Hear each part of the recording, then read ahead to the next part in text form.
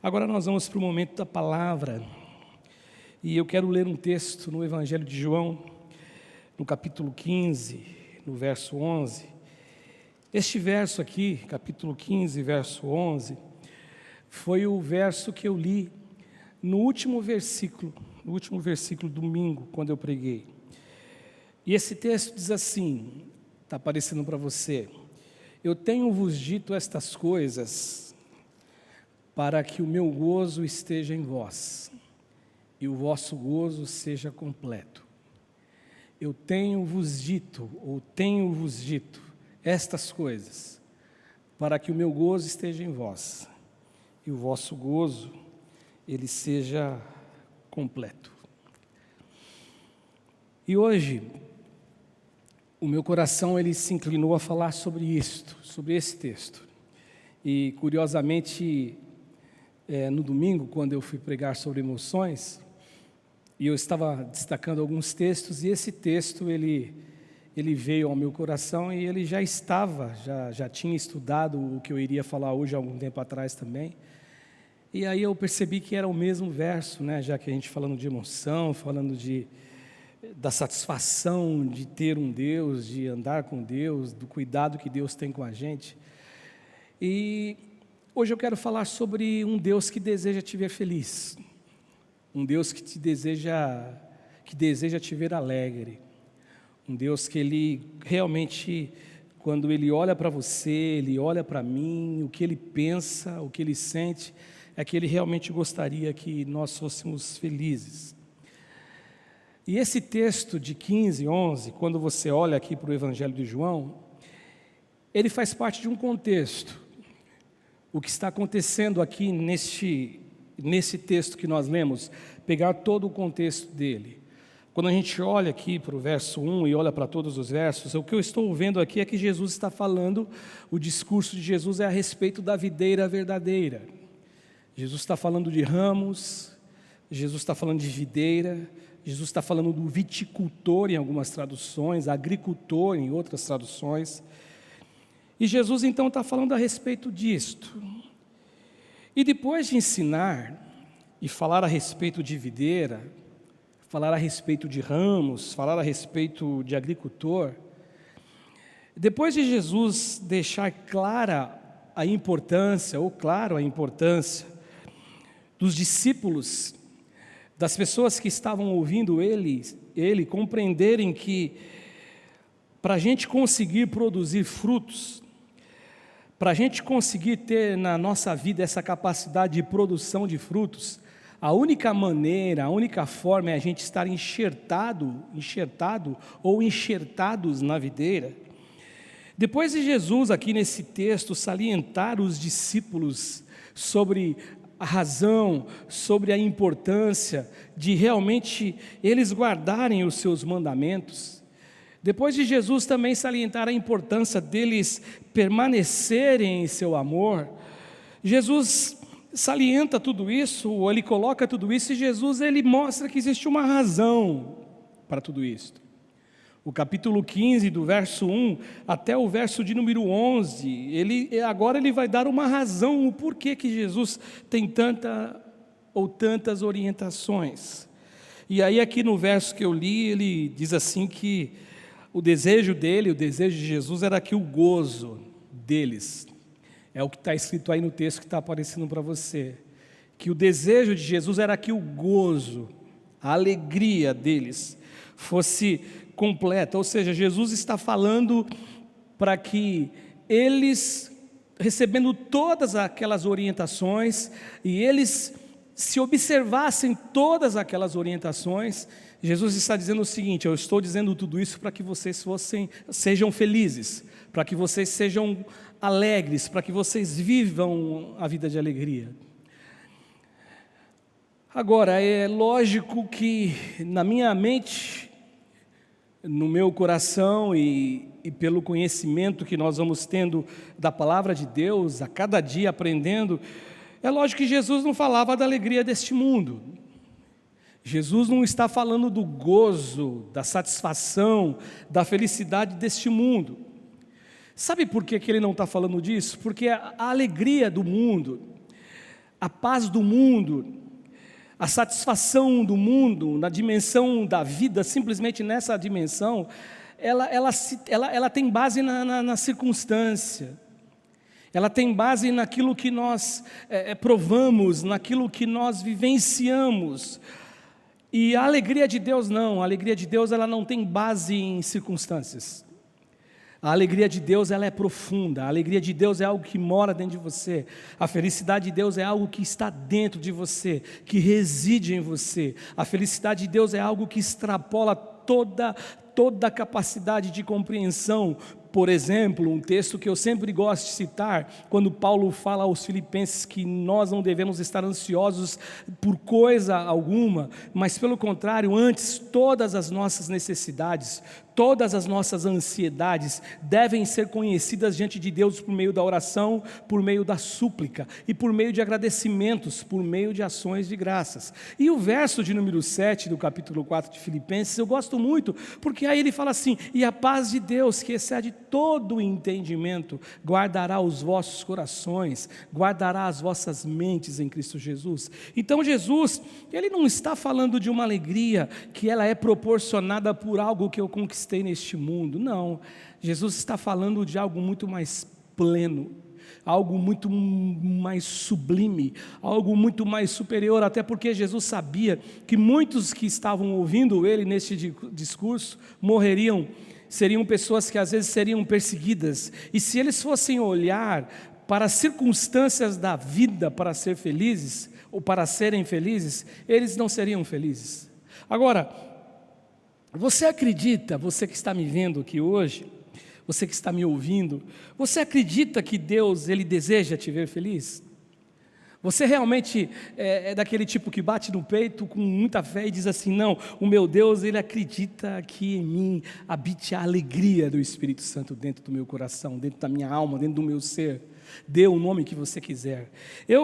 Quando eu olho para um texto como esse, Jesus justificando essa questão da videira, do agricultor, do viticultor, dos ramos, eu olho, eu não tenho nenhuma dúvida do que Deus Ele deseja para a minha vida e para a tua vida, que Ele deseja que a gente realmente fique alegre. E aí eu fico lembrando, por exemplo, de um mandamento de Jesus, na palavra de Deus, no caso, o mandamento que Paulo escreve, mas é um mandamento de Deus. Quando Paulo, ele escreve algo à igreja de Efésios, no capítulo 5, no verso 18, nós encontramos, por exemplo, um mandamento da Bíblia, um mandamento da palavra de Deus. E o mandamento que Paulo, ele nos traz, o mandamento que Paulo apresenta à igreja em Éfeso, é assim: não vos embriaguem com o vinho em que há dissolução, em algumas traduções nos trazem contenda, mas aí vem o mandamento, vem a ordem: mas enchei-vos do Espírito.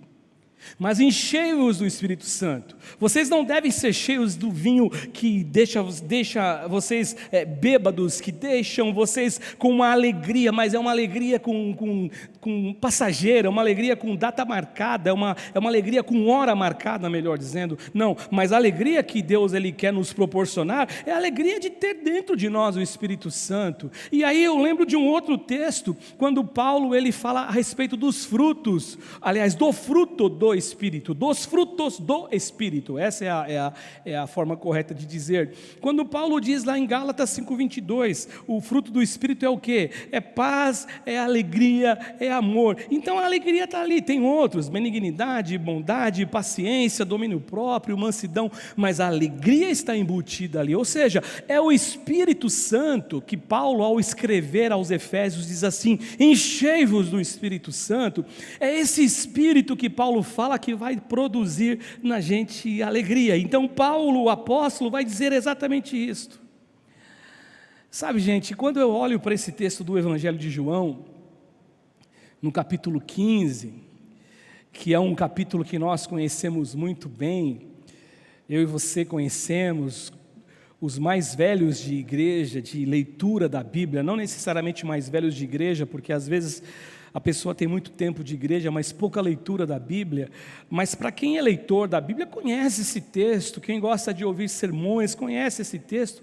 Ele é um texto muito presente.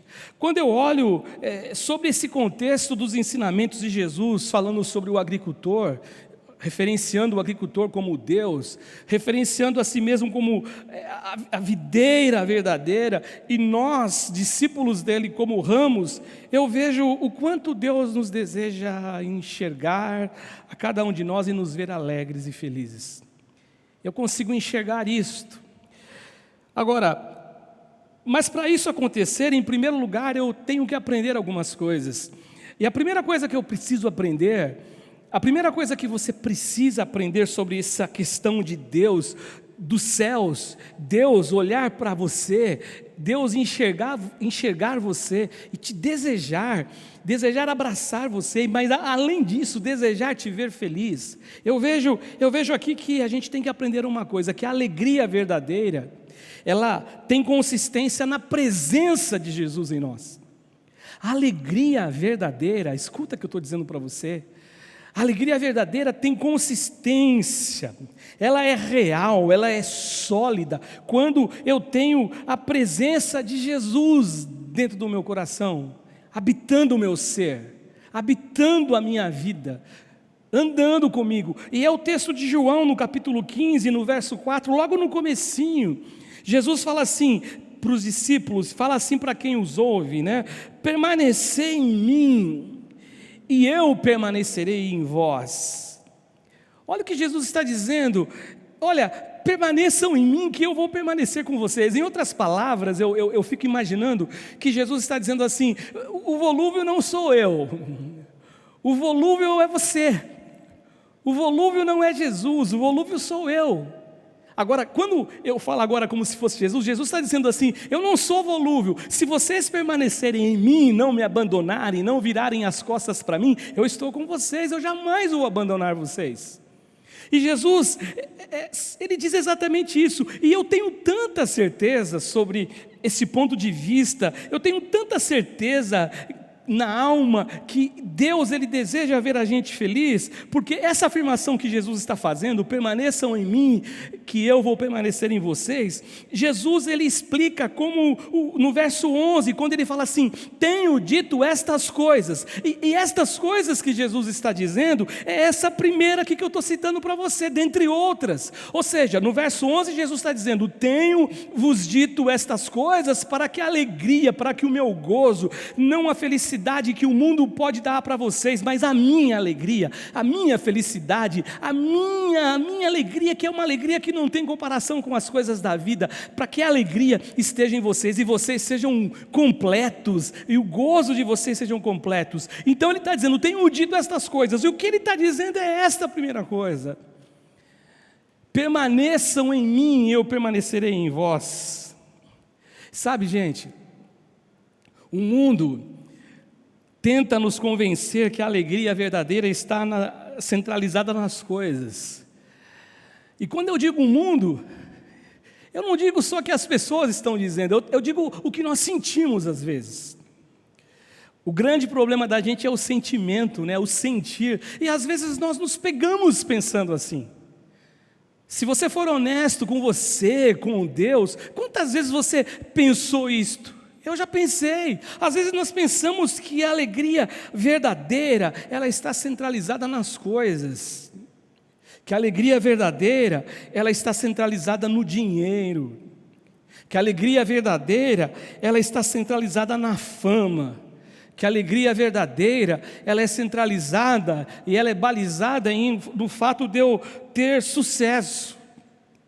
E se você me perguntar assim, pastor, o que você pensa a respeito disso? E eu posso até achar e dizer a você e pensar que talvez isso tenha realmente uma certa alegria, mas ela é uma alegria que ela tem prazo de validade, ela termina. Essa alegria, ela, se for uma alegria isolada, se for uma alegria alienada, se for uma alegria separada de Deus, do Espírito Santo de Deus em nós, eu vou dizer para você que essa alegria, ela tem prazo de validade, porque a única fonte de alegria, a única fonte de felicidade está em Deus.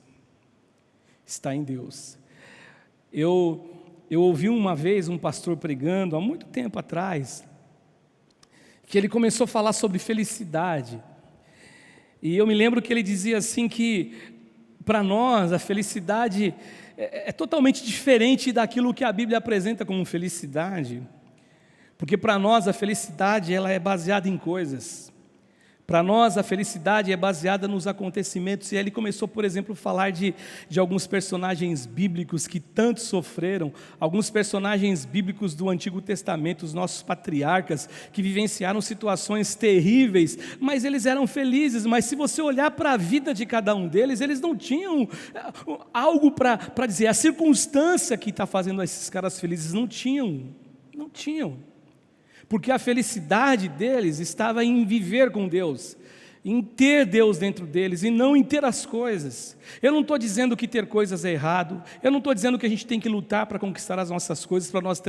termos um conforto, proporcionarmos conforto aos nossos filhos. Eu não estou dizendo nada disso. O que eu estou dizendo é que quando eu boto o meu coração nestas coisas, no fundo, eu acredito que no fim da nossa existência, quando a gente chegar diante de Deus, quando a eternidade nos apresentar como algo tão real e verdadeiro como ela é, nós vamos parar para pensar e de repente olhar para trás e descobrir que muitas coisas que nós valorizamos, nós não deveríamos valorizar.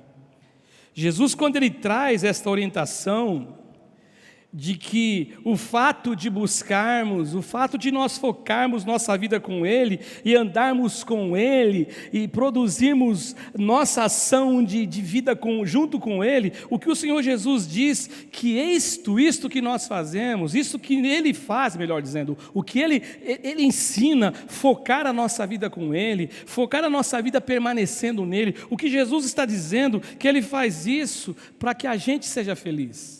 É isso que diz o texto: permaneçam em mim e eu permanecerei em vós. E o 11 fala: eu tenho dito isto para vocês, permaneçam em mim e eu permanecerei em vós, para que o gozo de vocês, o meu gozo esteja em vocês, e o gozo de vocês seja completo. A alegria do mundo ela é passageira, a alegria da vida ela é passageira, mas a alegria com Deus ela não tem fim. A alegria com Deus é para a eternidade. Quando o homem descobre esse prazer de se relacionar com Deus, ele sabe que tudo ao redor, tudo em volta dele perde o valor. Eu me lembro de Paulo, quando ele escreve a carta dele aos Filipenses, no capítulo 3, no verso 8, olha o que o apóstolo Paulo diz: sim, eu deveras considero tudo por perda. Olha o que Paulo está dizendo: por causa da sublimidade do conhecimento de Cristo Jesus, meu Senhor, por amor do qual perdi todas as coisas e as considero como refúgio para ganhar a Cristo. Ou seja, quem está falando isto é Paulo, é o apóstolo, é um homem que não era perfeito, é um homem que carregava imperfeição em seu viver, mas é um homem que descobriu o sentido verdadeiro da felicidade, que a felicidade não tem base, não está solidificada, ou pelo menos não deveria estar nas coisas. Olha o que ele diz: eu deveras considero tudo como perda, por causa da sublimidade do conhecimento de Cristo, meu Senhor, por amor do qual perdi todas as coisas, e eu considero todas as coisas como refúgio. Em algumas traduções trazem esterco, para ganhar a Cristo. Ou seja, o que Paulo está dizendo é a certeza da presença de Deus em nós, que nos faz sentir a alegria de ter Deus com a gente, a alegria de acordar sabendo que Deus está comigo, andar, trabalhar sabendo que Deus está com a gente. Isso também me faz lembrar o Salmo 16, no verso 8 e 9, quando o salmista ele fala assim: o Senhor, olha o que ele diz, o salmista: o Senhor tenho-o sempre à minha presença, estando Ele à minha direita, eu não serei abalado. Alegra-se, pois, o meu coração, e o meu espírito exulta, até o meu corpo repousará seguro. É mais aqui esse início aqui, né? O Senhor, eu tenho sempre a minha presença, o Senhor tenho sempre a minha presença, ou seja, é convivência com Deus, estando Ele comigo, à minha direita, eu não serei abalado, e alegra-se o meu coração por isso. Então a primeira lição que eu vejo aqui nesse texto do Evangelho de João, quando Jesus fala assim no verso 11, eu tenho dito isto a vocês para que o meu gozo, a minha alegria esteja sobre vocês, na vida de vocês, no interior de vocês, tornando vocês alguém pleno, alguém completo, porque a alegria do Espírito nos torna plenos e completos. Eu vejo agora também ainda sobre esse contexto de ensinamentos de Jesus sobre o agricultor, sobre a videira, sobre os ramos. Eu posso enxergar que Deus nos deseja nos ver alegres, mas para isso eu preciso saber, em segundo lugar, que a alegria verdadeira, ela só tem consistência, ela só é real por meio da palavra de Deus que habita na gente. Olha o que João diz ainda aqui no Evangelho de João. Jesus diz no capítulo 15, no verso 7. E eu quero lembrar você que depois de dizer tudo o que está sendo dito, depois que Jesus está dizendo tudo o que está sendo dito, ele no verso 11 fala: tudo isso eu estou dizendo para que vocês tenham a minha alegria em vocês. Então agora ele fala assim: se vocês permanecerdes em mim, e as minhas palavras permanecerem em vós. Primeiro ele disse assim: se vocês permanecerem em mim, eu vou estar com vocês, eu vou permanecer em vocês. Agora, se vocês permanecerem em mim, e as minhas palavras permanecerem em vós. Aí ele diz aqui: vocês vão pedir o que quiserdes e vos será feito.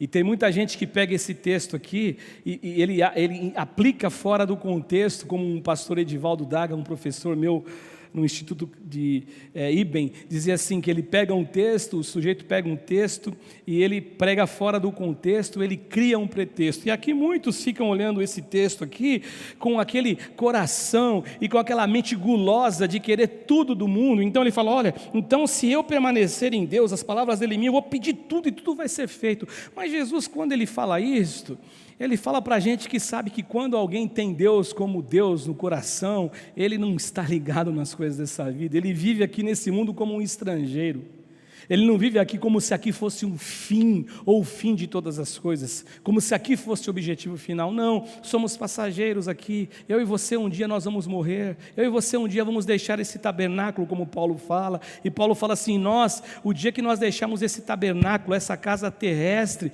nós temos de Deus um edifício, uma casa não feita por mãos humanas, mas um edifício feito por Deus, por mãos divinas nos céus. Agora, quando eu vejo isso aqui, eu vejo que Jesus deixa claro para nós um princípio.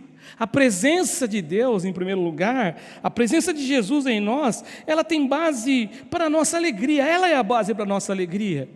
A presença de Jesus em nós é base para a nossa alegria. Eu vejo isso, mas ela só é real por meio da palavra de Deus em nós. É a palavra que nos lava, é a palavra que nos limpa, é a palavra que nos deixa cheirosinhos, é a palavra que vem e lava toda aquela coisa ruim que insiste em habitar em nós. O que Deus faz, Deus habita em nós por meio da palavra dEle, Deus habita na gente. Alguns poderão dizer assim: poxa, mas sentir alegre, pastor, é relativo. Alguém pode dizer: sentir alegria é relativo. Eu posso até concordar com isto. Sentir alegria é relativo, mas se eu pensar nessa alegria relacionada às coisas da vida, às coisas do mundo, as coisas do nosso dia a dia, por exemplo, de repente para você, você quer ter um carrão, aí o outro está dizendo: não, eu não preciso desse carrão, eu quero ter uma casa mais bonita do que um carrão, e aí o cara que tem um carrão está todo feliz, a casa dele nem está tão arrumada, mas o que tem uma casa bonita está feliz, ele não precisa ter um carrão. Então é relativo, sim, a alegria ela é relativa, quando de repente você tem um sentimento, você tem uma vontade que não é equiparável à vontade e os sentimentos de todos, não são iguais, então ela se torna relativa. Mas a alegria de ter Jesus habitando em nós por meio do Espírito Santo, a alegria de ter Jesus habitando em nós por meio da palavra, é absolutamente sem nenhuma relatividade, ela é única. A felicidade é única, a experiência é única para cada um de nós, de modo individual, mas ela é única. A alegria verdadeira, a felicidade verdadeira, ela tem nome, é Jesus, Jesus Cristo. Jesus, ela tem nome, é o Senhor Jesus habitando no homem. A alegria verdadeira tem como realidade essa palavra de Jesus habitando em nós. Sabe por quê, gente? Porque a palavra de Deus nos sustenta, a palavra de Deus nos preserva, a palavra de Deus nos alimenta, a palavra de Deus nos levanta, a palavra de Deus nos mostra direções, a palavra de Deus nos mostra soluções, a palavra de Deus ela nos completa, a palavra de Deus nos traz alegria, a palavra de Deus nos enche de gozo. Por isso que nós temos que pensar isso, e eu não posso jamais esquecer, você não pode também esquecer daquilo que Jesus disse a Satanás, quando ele foi tentado no deserto, quando depois de 40 dias sem nada comer, 40 noites sem nada comer, em jejum, Satanás chega para ele e faz uma proposta a ele muito maligna, e diz a ele assim: se tu és filho de Deus, ou seja, se tu és realmente filho de Deus, se aquela voz que você ouviu no Rio Jordão, quando você foi batizado por João Batista, aquela voz que foi dita nos céus, este é o meu filho amado em quem eu me comprazo, em quem tenho o prazer, se esta voz é verdadeira, se realmente você é filho de Deus, transforme estas pedras em pães e mate a sua fome, sacie a tua fome. Foi isso que ele disse. Só que a resposta de Jesus foi a resposta de quem tinha dentro dele a palavra de Deus habitando nele, porque é a palavra de Deus que vai nos dar condições de escapar das tentações, vai nos dar condições de escapar de toda a cilada do mal, porque Jesus ele faz a citação de um texto da lei, de um texto do Pentateuco, do livro de Deuteronômio, e aí Jesus diz assim: está escrito, respondeu a Satanás, não só de pão, ou nem só de pão viverá o homem. É aí que está aparecendo para você, está escrito, não só de pão viverá o homem, mas o homem viverá de toda a palavra que sai da boca de Deus. Louvado seja o nome de Jesus. É a palavra. Primeiro, a base da minha alegria está na verdade de eu permanecer e ter Jesus dentro de mim. Permanecer em mim, eu vou permanecer em vocês. E segundo, a fonte desta alegria, o ponto crucial dessa alegria, o ponto de segurança, a base desta alegria, ela reside no fato de eu permanecer em Cristo, e Cristo, por meio da sua palavra também, a palavra dele permanecer em mim. E por último, nesse contexto aqui de agricultor, nesse contexto aqui de videira, de ramos, eu vejo agora que Jesus ele deseja que a gente seja também alegre. Eu vejo nesse terceiro ponto, mas eu preciso agora saber de uma coisa, que a alegria verdadeira, além de ter consistência na presença de Jesus habitando em nós, além de ter consistência da palavra de Deus, na palavra de Deus que tem que habitar em nós, eu preciso também saber que ela tem consistência em guardarmos os mandamentos. E aí, quando eu guardo os mandamentos, eu permaneço neste amor de Jesus.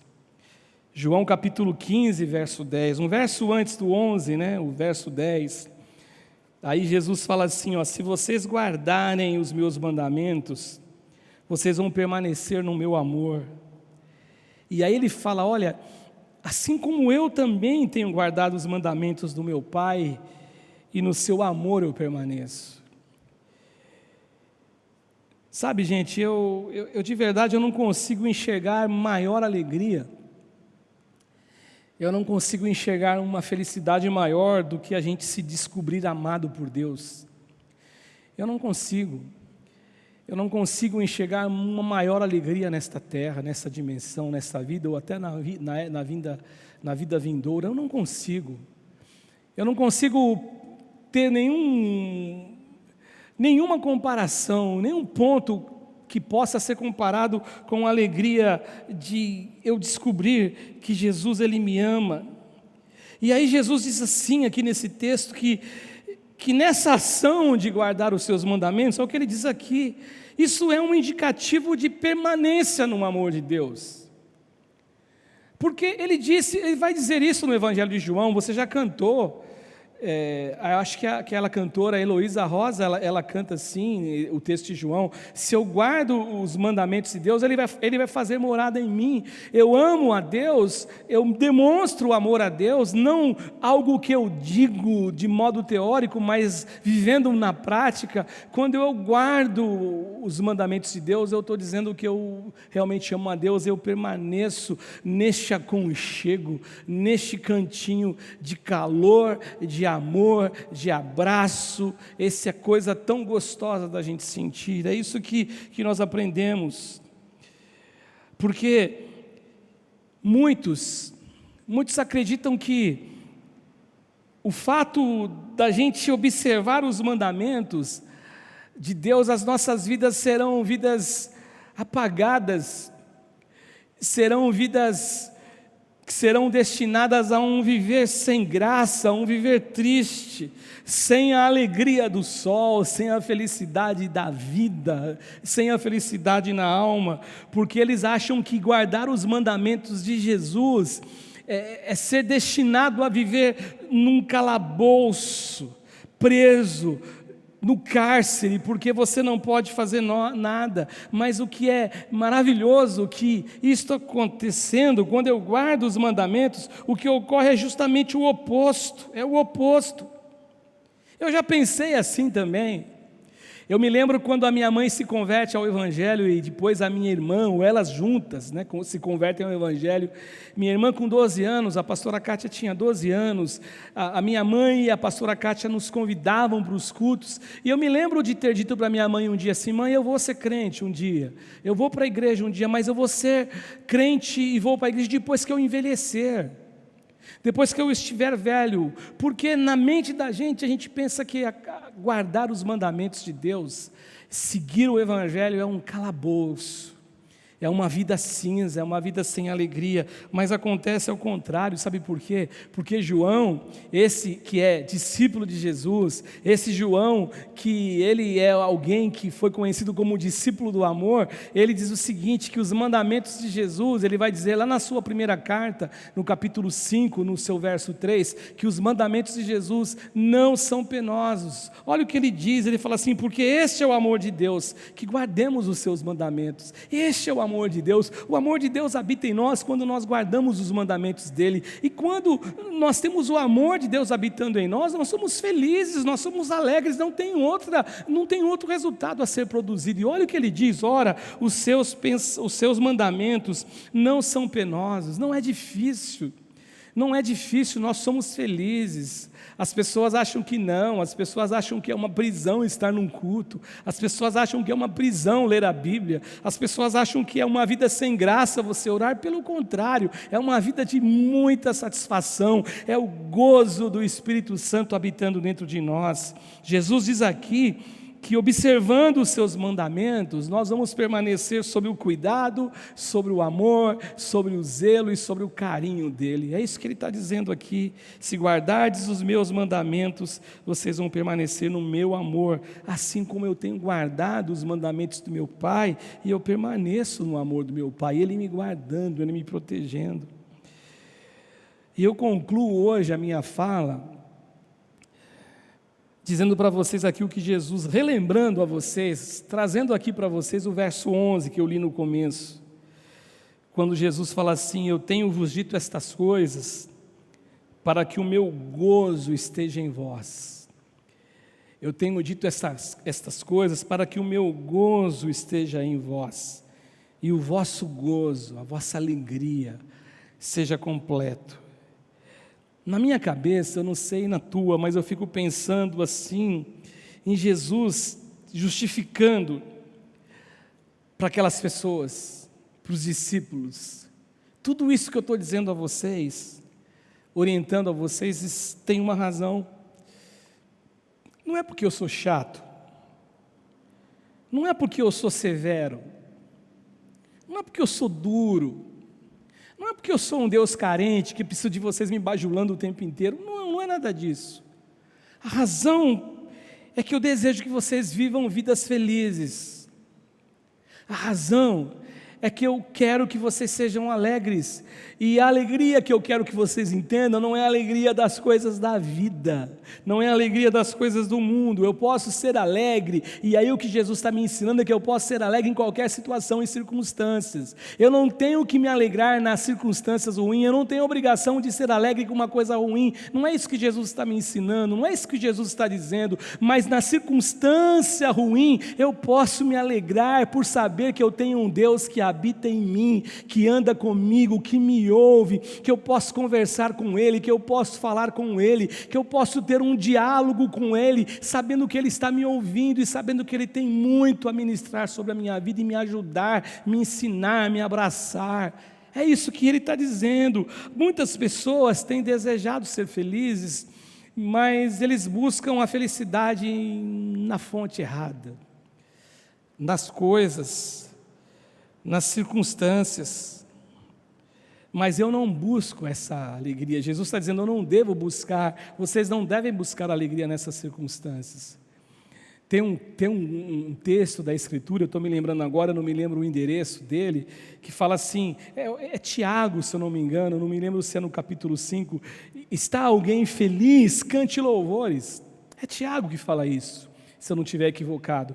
Está alguém alegre, cante louvores. E aí eu fico lembrando agora, para encerrar a minha fala hoje, sobre essa questão da alegria que tem base em circunstâncias.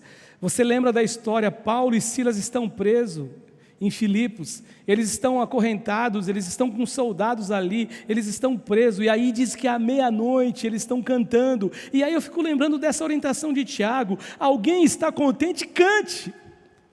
E eles estão presos, eles estão privados de liberdade, eles não estavam na casa deles deitados num colchão, eles não estavam vendo alguma coisa, eles não estavam tendo algum divertimento, alguma distração, não, eles estavam presos. Só que a Bíblia fala que eles cantavam louvores ao Senhor, porque o coração deles tinha alegria. Eles não estavam alegres por estar presos, mas com certeza Paulo e Silas, eles carregavam essa compreensão de alegria, de saber que eles tinham um Deus muito maior do que qualquer prisão, muito maior do que qualquer calabouço, muito maior de qualquer certeza que a morte estava próxima deles ou não. Eles tinham um Deus que eles poderiam crer que era um Deus que tinha dito um dia, como por meio de Jesus, do Deus encarnado, eu tenho vos dito estas coisas para que o meu gozo esteja em vocês, e o gozo que eu tenho para vocês seja um gozo que faça com que a vida de vocês seja uma vida plena, uma vida alegre. É isso que Jesus ensina. E você sabe que eu estava pensando que a alegria, ela aparece como uma ordem na Bíblia em tantos textos, né?